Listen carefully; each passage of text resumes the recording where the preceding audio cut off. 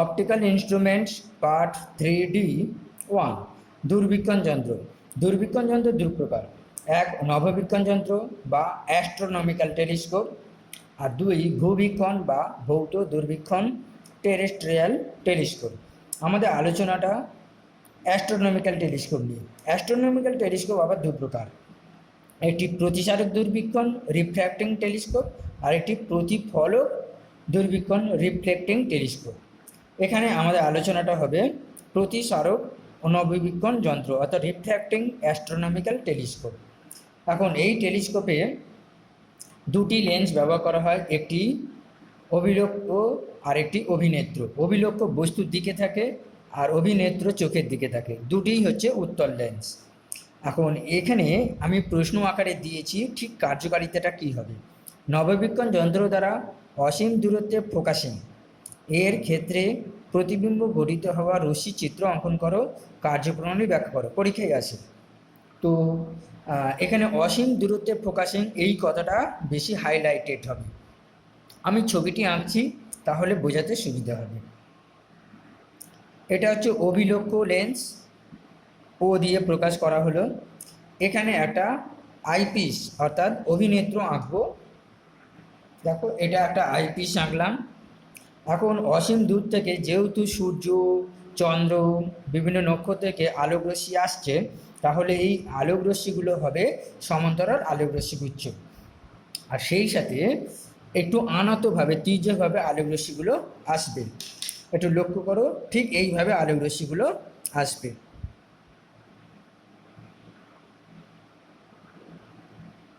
যেভাবে আঁকছি এইভাবে আঁকার চেষ্টা করবে, তাহলে খুব সহজে আঁকা যাবে। এই একটা রশ্মি এলো এবং সোজা এখানে পৌঁছলো, আরেকটি রশ্মি এর সমান্তরালে আসবে। আচ্ছা, যেহেতু অসীম দূর থেকে আসছে তাহলে অভিলক্ষের ফোকাস বিন্দুতে সৃষ্টি হবে। মনে করি অভিলক্ষের ফোকাস বিন্দু হলো এইটা, হচ্ছে অভিলক্ষের ফোকাস বিন্দু। তাহলে এইখানে একটা প্রতিবিম্বের সৃষ্টি হবে। একটু আগাম প্রতিবিম্বটা করলাম যাতে আঁকতে সুবিধা হয়।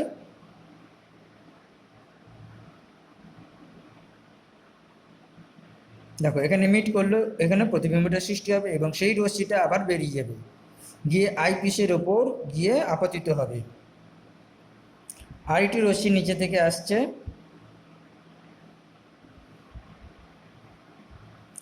এবং এখানে মিট করে পাস করে চলে যাবে। তাহলে দেখা যাচ্ছে যে অবজেক্টিভ লেন্সের দ্বারা এফ বিন্দুতে ফোকাস তলে একটা সৎ অতি ক্ষুদ্র এবং অবশিষ্ট একটা প্রতিবিম্বের সৃষ্টি হয়েছে এর ফোকাস বিন্দুতে, ফোকাস তলে। আর আইপিসের ক্ষেত্রে এই যে এটা দেখতে পাচ্ছি, এটা নাম দিলাম এফপি বা পিএফ, যাই হোক, এইটা আইপিসের জন্য বস্তু হিসাবে কাজ করবে। সেই সাথে এটাও বলা দরকার যে আইপিসের ফোকাস বিন্দু এটাই, এফ হচ্ছে আইপিসেরও ফোকাস বিন্দু। তাহলে এই যে দূরত্বটা হচ্ছে আইপিসের জন্য ফোকাল লেন্থ, ফোকাস দূরত্ব, আর অবজেক্টিভ লেন্স অভিলক্ষের জন্য ও এফ হচ্ছে ফোকাস দূরত্ব। এই যদি কন্ডিশন হয় পার্টিকুলার এই কেসের জন্য, তাহলে এই রশ্মিগুলো অসীমে গড়ি একটা প্রতিবিম্ব সৃষ্টি করবে।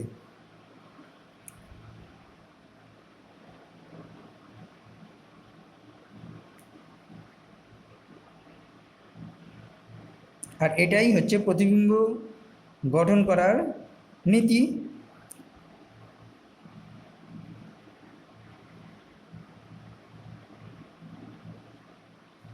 দেখো যেহেতু ফোকাস বিন্দুতে বস্তু আছে, তাহলে প্রতিবিম্ব সৃষ্টি হবে অসীমে। সেই জন্য এটাকে বলা হচ্ছে অসীম দূরত্বে ফোকাসিং। ব্যাস, সিম্পল, আঁকাটা কঠিন কিছুই নয়। আচ্ছা, এখানে আমাদের কিছু নোটেশন দেব। প্রথমত হচ্ছে অভিলক্ষের সঙ্গে যে রশ্মিটা আলোক কেন্দ্রের মধ্যে দিয়ে যাচ্ছে সেখানে একটা কোণ উৎপন্ন করবে, যার নাম হচ্ছে আলফা কোণ। একে বলা হচ্ছে বীক্ষণ কোণ। অভিলক্ষের কেন্দ্রে, লেন্সের কেন্দ্রে বা আলোক কেন্দ্রে গঠিত রশ্মি দ্বারা উৎপন্ন বীক্ষণ কোণ আলফা হয়েছে। আর অভিনেত্রের ক্ষেত্রে যে কোণটা উৎপন্ন করবে সেটা ঠিক এইভাবে করতে হয়।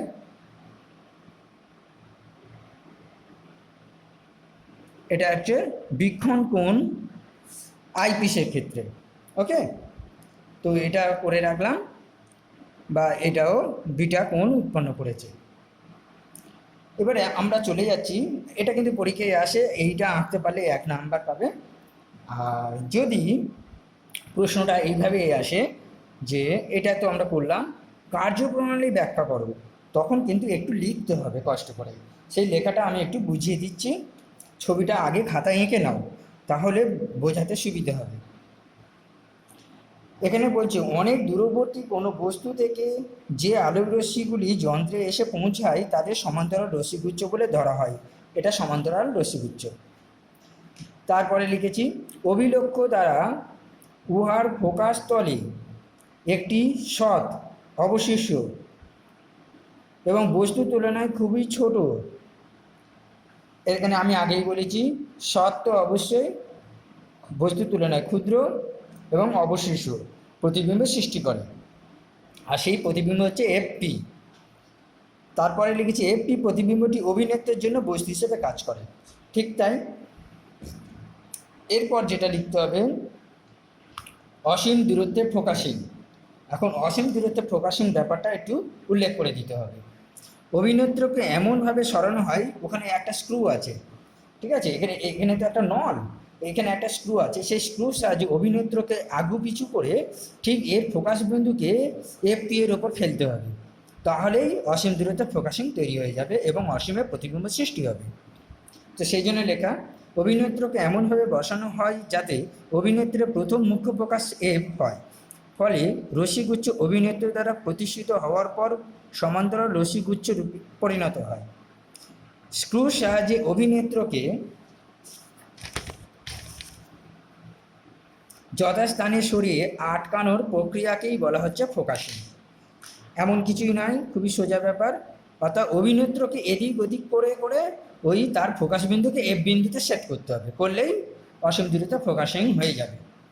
এর ফলে বস্তুর একটি বহুগুণ বিবর্ধিত, কারণ তোমরা ছবিতে দেখতেই পাচ্ছ যে অসীমে তৈরি হয়েছে মানে বহুগুণ বিবর্ধিত একটা অসৎ প্রতিবিম্বের সৃষ্টি হবে এবং অবশিষ্ট প্রতিবিম্ব দেখা যাবে। নববীক্ষণ বা দুর্বীক্ষণের এই ফোকাসিংকে অসীম দূরত্ব ফোকাসিং বলা হয়। এই সমন্বয়কে বলা হয় স্বাভাবিক সমন্বয়। স্বাভাবিকভাবে অনেক দূর থেকে যেহেতু একটা গ্রহ থেকে আলো আসছে, সে গ্রহটাকে এমনিতেই ছোট দেখাচ্ছে, তাকে বড় করে দেখানো হচ্ছে টেলিস্কোপের সাহায্যে, তাই একে স্বাভাবিক সমন্বয় বলা হয়। এখানে একটা গুরুত্বপূর্ণ ব্যাপার যে এই অবস্থা অভিলক্ষ্য ও অভিনেত্র লেন্স দ্বয়ের দূরত্ব ওদের ফোকাস দৈর্ঘ্যের যোগফলের সমান। তুমি ছবি দেখে বোঝার চেষ্টা করো, L equal to F0 plus AP. স্বাভাবিকভাবে এখানে এঁকে দিতে পারি, এইটা হচ্ছে F0 আর এইটা হলো FE। F0 হচ্ছে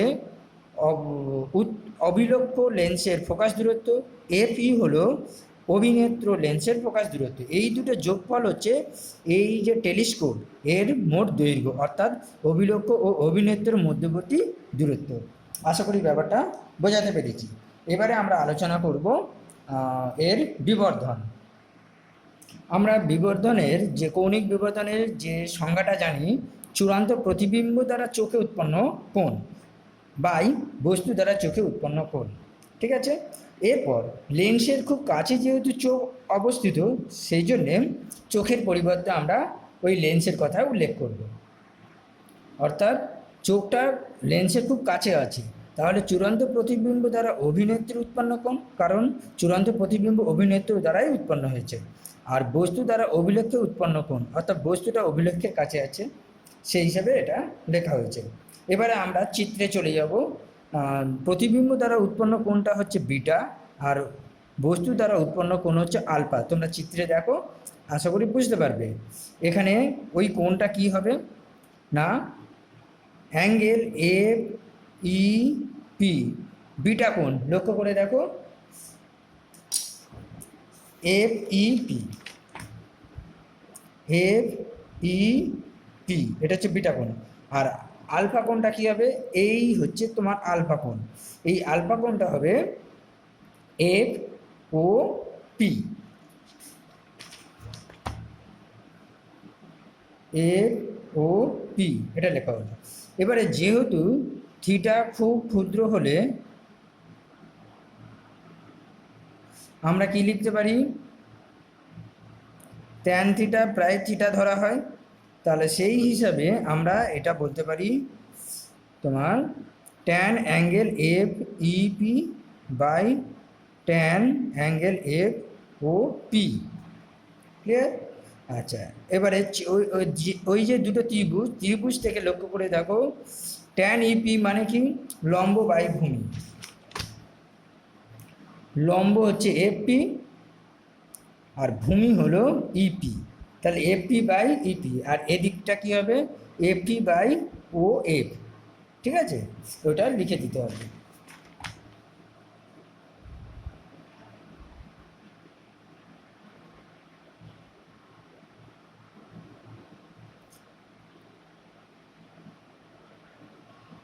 দেখো এটা কেটে গেল, সরি ভুল হলো,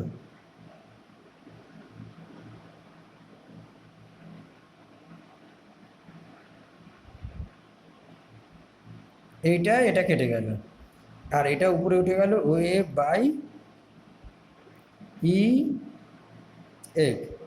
আচ্ছা, ও এফ মানে কি, ছবিটা দেখো, ও এফ হচ্ছে এফ জিরো আর ই এফ হচ্ছে এফই, তাহলে এফ জিরো বাই এফই, তাহলে এটাই হলো বিবর্ধন। ওকে,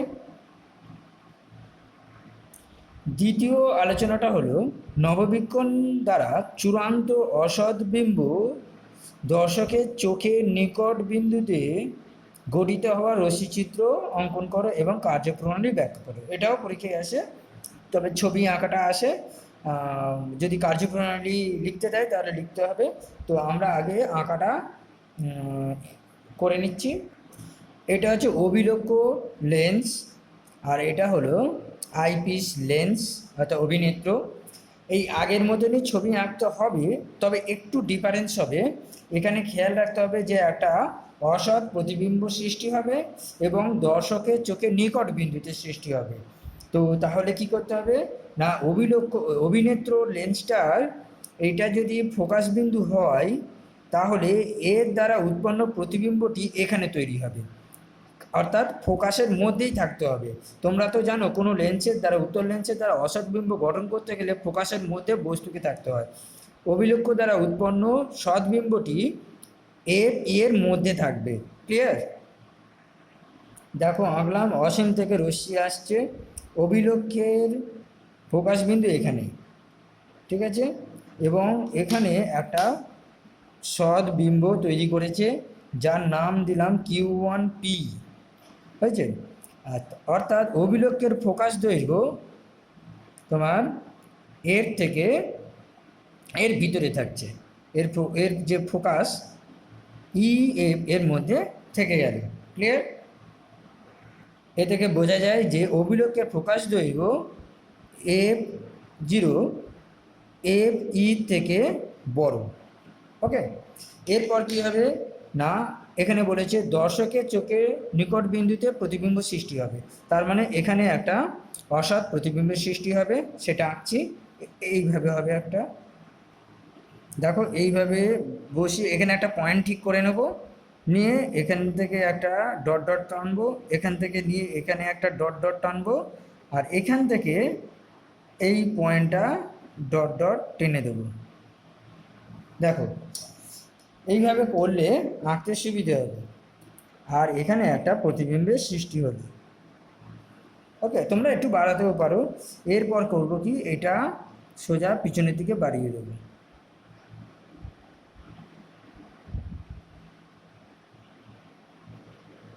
দেখো একটু সতর্কভাবে আঁকতে হবে, হ্যাপাজার্ডলি খারাপ না হয়ে যায়, স্কেল ব্যবহার করবে। এইটার নাম দেওয়া হলো, এটা হচ্ছে কিউ, আর এইটার নাম হলো ছোট পি। একটা অসৎ প্রতিবিম্ব সৃষ্টি হলো। অর্থাৎ অভিলক্ষ্য দ্বারা সৎ ক্ষুদ্র অবশিষ্ট প্রতিবিম্বের সৃষ্টি হলো। আর এই Q1P অভিনেত্রের জন্য বস্তু হিসাবে কাজ করবে এবং অভিনেত্রের ফোকাসের মধ্যে থাকবে। চূড়ান্ত প্রতিবিম্বটি হবে মূল বস্তুর সাপেক্ষে অবশিষ্ট, কিন্তু Q1P এর সাপেক্ষে সমশিষ্ট, অসৎ এবং বিবর্ধিত। ঠিক আছে, যাতে আমাদের কাছে বড় করে ছবিটা দেখা যায়। এই চিত্রটা আঁকতে হবে, এই যে রশ্মি চিত্র আঁকতে বলেছে এই চিত্রটি আঁকতে হবে। এখানে আর দুই একটা আইটেম বলে দেওয়ার আছে, সেটা হচ্ছে ওই আগের মতো, এটা হচ্ছে আলফা কোণ উৎপন্ন করেছে, অর্থাৎ অভিলক্ষের কেন্দ্রে উৎপন্ন বীক্ষণ কোণ। আর এখানেও একটা সৃষ্টি হবে এবং সেটা হচ্ছে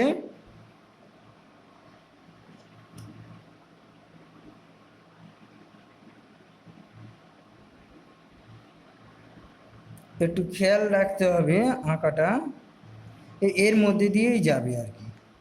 ঠিক আছে, আঁকাটা একটু কেয়ারফুলি আঁকতে হবে যাতে এই পয়েন্ট আর এই পয়েন্ট একই রেখার মধ্যে দিয়ে যায়। অ্যাক্সিডেন্টালি আমার এটা একই রেখায় এসে গেছে, সুতরাং তোমরা যখন করবে যেন এটাও পরস্পর বিটা হয়, দুটোই যেন এই লাইনের উপর থাকে। ক্লিয়ার? আচ্ছা, এবারে আমরা থিওরিতে চলে যাচ্ছি। কার্যপ্রণালী, ছবিটা আগে খাতায় এঁকে নাও, তাহলে কার্যপ্রণালী বুঝতে সুবিধা হবে। অনেক দূরবর্তী কোনো বস্তু থেকে যে আলোক রশ্মিগুলি যন্ত্রে এসে পৌঁছায় তাদের সমান্তরাল রশ্মি গুচ্ছ বলে ধরে নেওয়া হয়। আগের মতনই তোমরা বুঝতেই পারছো, সমান্তরাল রশ্মি গুচ্ছ। অভিলক্ষ্য দ্বারা উহার ফোকাস তলে একটি সৎ অবশিষ্ট এবং বস্তুর তুলনায় খুবই ছোট প্রতিবিম্ব PQ1 গঠিত হয়। এখানে PQ1 একটা বস্তু গঠিত হয়েছে, আর এই PQ1 হচ্ছে অভিনেত্রের জন্য বস্তু হিসাবে কাজ করে। এটা গেল কার্যপ্রণালীর মধ্যেই চলছে। স্পষ্ট দর্শনের ফোকাসিংটাও লিখতে হবে। স্পষ্ট দর্শনের ফোকাসিং করতে গেলে কি করতে হবে? অভিনেত্রকে অভিলক্ষের দিকে সামান্য সরিয়ে নেওয়া হয় স্ক্রুর সাহায্যে, যাতে অভিলক্ষ্য দ্বারা গঠিত প্রতিবিম্ব PQ1 অভিনেত্রের ফোকাস বিন্দুর মধ্যে থাকে। বারবার বলেছি। এরপর অভিনেত্রকে সামান্য সরিয়ে ফোকাস করলে চোখের নিকট বিন্দুতে, এই যে কথাটা, চোখের নিকট বিন্দুতে একটি বিবর্ধিত অসৎ প্রতিবিম্ব ছোট p ছোট q গঠিত হয়। অর্থাৎ একটু অ্যাডজাস্ট করলেই এখানে একটা নিকট বিন্দুতে তোমার প্রতিবিম্বের সৃষ্টি হবে। হয়েছে? আচ্ছা, PQ1 সাপেক্ষে সমশিষ্ট হবে, কিন্তু মূল বস্তু অর্থাৎ যে নক্ষত্রের ছবিটা উৎপন্ন হচ্ছে তার সাপেক্ষে অবশিষ্ট হবে। অবশিষ্ট এই ধরনের ফোকাসিংকে বলা হয় নববীক্ষণ বা দূরবীক্ষণের স্পষ্ট দর্শনের ফোকাসিং বলা হয়ে থাকে। Focusing for distinct vision. Okay, এবারে আমরা বিবর্ধন নির্ণয় করব। একটু বিবর্ধনটা একটু কেয়ারফুলি করতে হবে। দেখো, m = বিটা বাই আলফা আমরা জানি, যেহেতু কোণগুলো খুবই ক্ষুদ্র তাই ট্যান বিটা লেখা যায়, ট্যান আলফা লেখা যায়। চিত্র দেখে লক্ষ্য করে দেখো যে ট্যান বিটা মানে হচ্ছে PQ1 বাই EQ1। হ্যাঁ, দেখে নাও, একবার দেখিয়ে দিচ্ছি। এই যে লম্ব PQ1 বাই কি আছে PQ1 বাই EQ1, এই যে EQ1, এটা হচ্ছে ট্যান বিটা। ট্যান আলফাটা লক্ষ্য করো, ট্যান আলফা হচ্ছে লম্ব, হচ্ছে তোমার এইটা লম্ব PQ1 বাই OQ1, এই যে এই ত্রিভুজটা। ঠিক আছে, এই ত্রিভুজ। ওকে, তাহলে PQ1 বাই OQ1। এইবারে লক্ষ্য করে দেখো, PQ1 কেটে গেল, তাহলে এটা হচ্ছে OQ1 ডিভাইডেড বাই EQ1। তো কী দাঁড়ালো না M = আর OQ1 দেখো F0 হবে, আর এটা EQ1 যেটা আমাকে বার করতে হবে। এটা হচ্ছে 1 নম্বর সমীকরণ, নাম দিলাম। ঠিক আছে। আচ্ছা, F0 এখানে আমরা বুঝতেই পারছি যে এইখান থেকে এইটা হচ্ছে F0। ওকে, আর এখান থেকে এইটা দেখো ওভারল্যাপিং করেছে এইটুকু অংশ, এইটা হচ্ছে AP। তো আমাদের এখন টার্গেট হচ্ছে ই কিউ ওয়ানটা বের করা। ই কিউ ওয়ান বলতে গেলে দেখে নাও, ই কিউ ওয়ান এই যে দূরত্বটা, এই দূরত্বটা আমরা বের করব। এটা হচ্ছে অভিনেত্রের ক্ষেত্রে বস্তু দূরত্ব, ঠিক আছে। এটা বের করতে গেলে কি করতে হবে না, অভিনেত্রের জন্য, নেত্র লেন্সের জন্য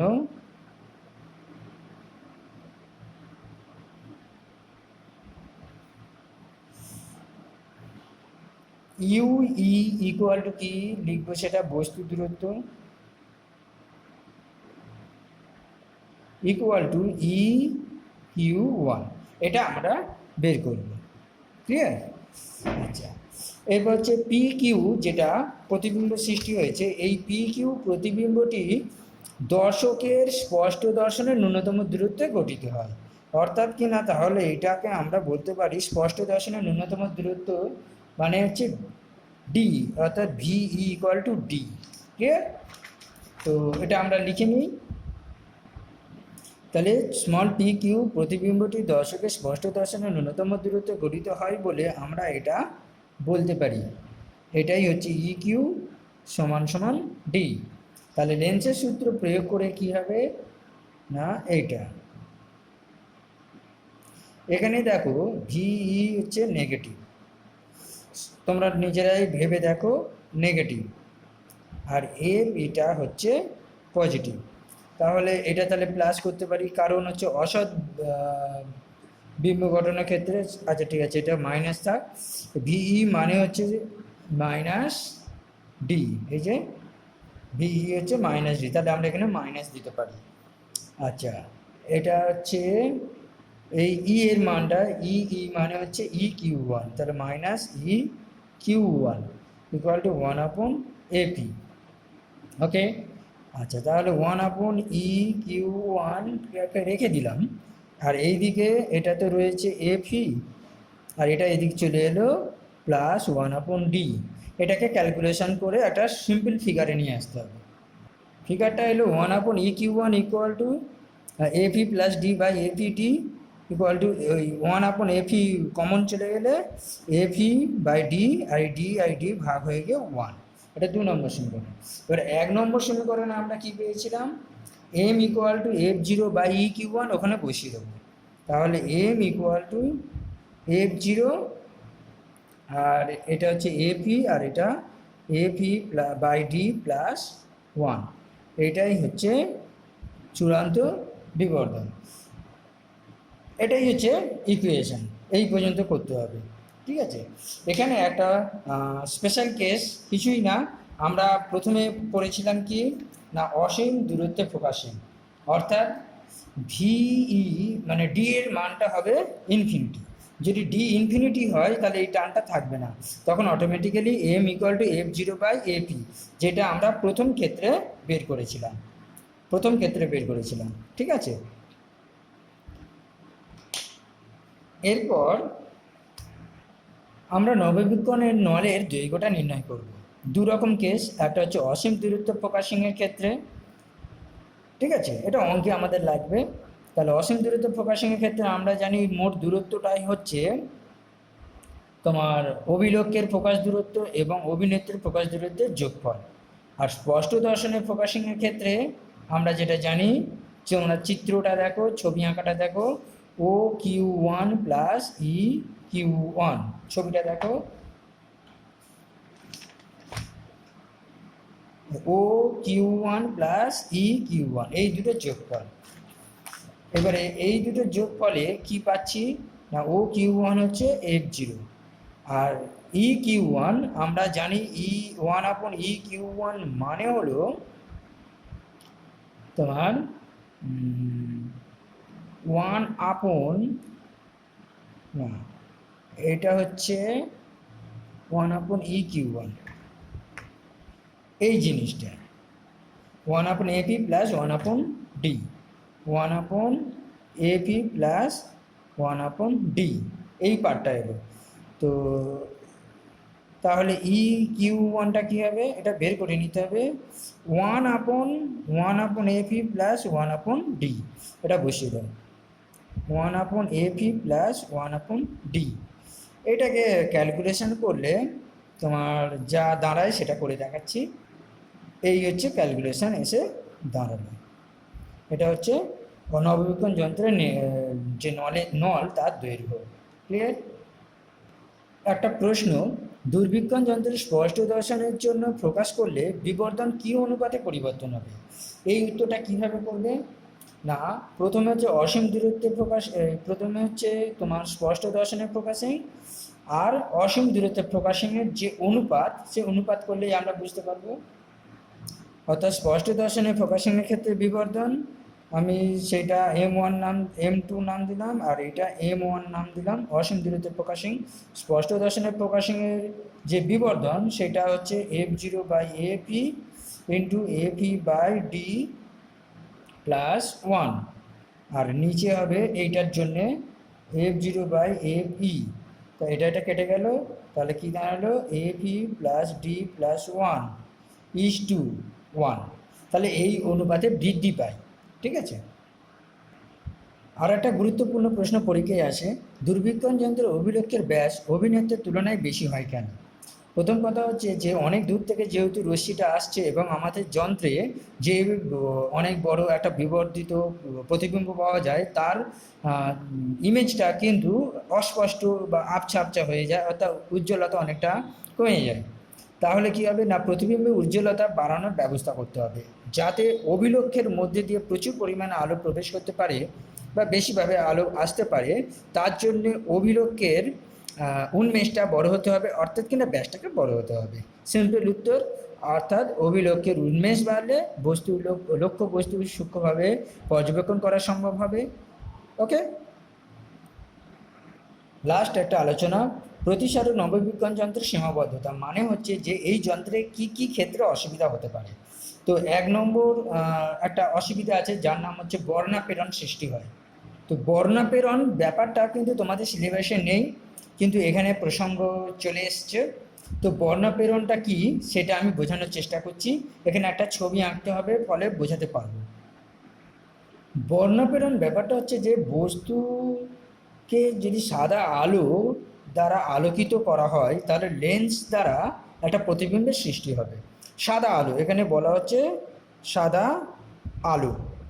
এবার আমরা জানি যে লেন্সের মধ্যে দিয়ে হোক, প্রিজমের মধ্যে দিয়ে সাদা আলো যাওয়ার সময় তার প্রতিসরণ হয়, এবং প্রতিটি বর্ণের জন্য সাদা আলো হচ্ছে বিভিন্ন বর্ণ আছে, প্রতিটি বর্ণের প্রতিসরাঙ্ক আলাদা আলাদা হয়।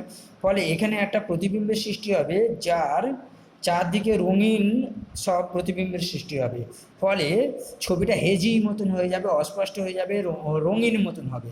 এই যে রঙিন ভাবটা চলে আসে এবং অস্পষ্ট হয়, তাহলে রঙিন আর অস্পষ্ট, এইটাকেই বলা হচ্ছে বর্ণাপেরণ। ঠিক আছে, এখন এই ছবিটা আমি কমপ্লিট করি। আমরা জানি যে লাল আলোর ক্ষেত্রে তোমার এই লেন্সের মধ্যে দিয়ে আলোর রশ্মি গেলে লাল আলোর ক্ষেত্রে ফোকাস দৈর্ঘ্যটা বেশি হয়, আর বেগুনি রশ্মির ক্ষেত্রে ফোকাস দৈর্ঘ্যটা কম হয়। ফলে বেগুনি বর্ণগুলো লেন্সের খুব কাছে অভিসারী হবে, খুব অভিসারী হবে, তার অভিসারী ক্ষমতাটা বেশি। তাই এই জায়গাটা বেগুনি বর্ণ তার প্রতিবিম্ব সৃষ্টি করবে। আর লাল আলোর ক্ষেত্রে যেহেতু ফোকাস দৈর্ঘ্য বেশি, তাই একটু দূরে গিয়ে ওরা প্রতিবিম্বের সৃষ্টি করবে, আর মাঝখানে অন্যান্য বর্ণগুলো। ফলে বুঝতেই পারছো একটা রিংয়ের মতন সৃষ্টি হবে এবং চারদিকে একটা রঙিন স্পট তৈরি হবে, হ্যাপাজাটলি ঝিকঝ্যাক, এবং যে প্রতিবিম্বটা সৃষ্টি হবে একটা অস্পষ্ট ভাষা। ঠিক আছে, এই যে ঘটনাটা ঘটছে এটাই হচ্ছে বর্ণাপেরণ।